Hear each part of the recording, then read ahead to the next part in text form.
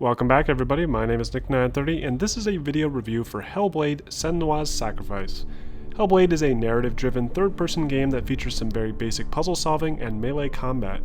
At first glance, Hellblade appears like a very basic game with repetitive gameplay mechanics and impressive visuals, but the real reason to pick this game up is for the way it cleverly addresses human mental illness with its excellent writing and great sound design. When I first saw this game pop up in my feed, I read the title and assumed it was a sequel to some lesser-known hack-and-slash video game series, and I was ready to give it a pass. But after taking a look at the store page and seeing the impressive visuals and glowing reviews, I decided to give it a try. What I ended up playing was something along the lines of PlayStation's award-winning Journey that delivered an unforgettable narrative experience with simplistic gameplay mechanics and plenty of eye candy. You play as Senua, a warrior woman from an unknown tribe in Europe that travels to the underworld to try and recover her beloved that had been killed on the battlefield. Now, in order to really discuss this game's story, I'm going to have to enter some spoiler territory here, so if you want to skip past this, go ahead and click the link in the video now. Okay, so as soon as the game starts up, it instructs you to play the game with headphones on. I was skeptical at first, but then figured why not and put the headphones on, and I'm glad I did. Judge her. No one will ever know. Oh, she heard us. The idea behind Hellblade is that Senua suffers from schizophrenia, and therefore hears voices in her head. These voices play in surround sound through your headphones and in varying volumes throughout the game, and will consistently drive you crazy, reminding you of what you're currently doing, telling you to stop, telling you to press on, contradicting themselves consistently, forcing you to decide on your own which voices to listen to. It's a surreal experience and can definitely be off-putting if you're not in the mood for this type of experience. But it really helps to create the atmosphere and gives you an idea of what the character truly feels and what she's stuck dealing with. As you navigate the forest in the beginning of the game, you're given a bit of background through these rune pillars that describe with narration Norse myths, often very loosely related to what's happening on screen. These are interesting stories and were a joy to listen to through some of the more slower paced portions of the game, but I never felt like I needed to listen to them to appreciate the main story, and they felt purely optional. After being defeated in your first combat sequence, you'll be greeted with a message that warns the player that dying too many times will result in a permanent game over, requiring you to restart the story from the beginning. This is a lie. The developers put this in to try to scare the players. I only say this because it adds nothing to the story, and it only frustrates players who are instantly killed later on throughout the adventure because you didn't know what you were supposed to do. From what I've read, the game will never force you to restart from too many failed attempts, but you are encouraged to succeed or else this black ink will run up your arm and look worse and worse. Aside from this, the game never really gives you any instruction on how any of the game's mechanics work, so you're stuck figuring it out for yourself. If you do press pause, you will notice that there is a control scheme laid out for you, so you can research it there, but I did feel that it probably could have benefited from having a tutorial when you first enter combat for the first time, just so you understand how all the mechanics work. Another obnoxious design choice is the game's ending. After spending a good 30 minutes fighting wave after wave of enemies, I eventually learned that I needed to simply give up in order to end the game. This would be fine if it automatically forced you to die in some scripted sequence after a set length of time, but no, you literally have to sit there and let the enemies beat you down in order to win. The developers also could have just made it so there's an overwhelming amount of enemy forces. I was able to defeat every enemy in each wave multiple times without a problem simply because the way the game had been paced up to that point led me to believe that it was expected of me to fight them and win. They had just forced me to fight even more difficult combination of enemies before, so it was overly confusing and not executed well at all. The ending to the story itself was very artistic and beautifully done, but I feel as though mechanically it could have been handled better.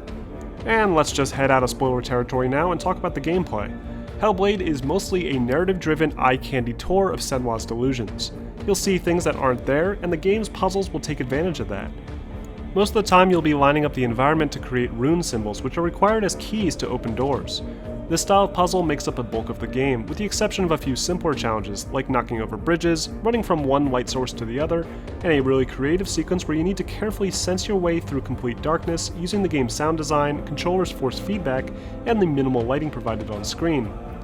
Despite the game's limited control scheme, Hellblade takes full advantage and delivers as much variety in the puzzle design as possible, and despite some drawn-out sections and some overly long paths that you had to run back and forth on, they were enjoyable segments.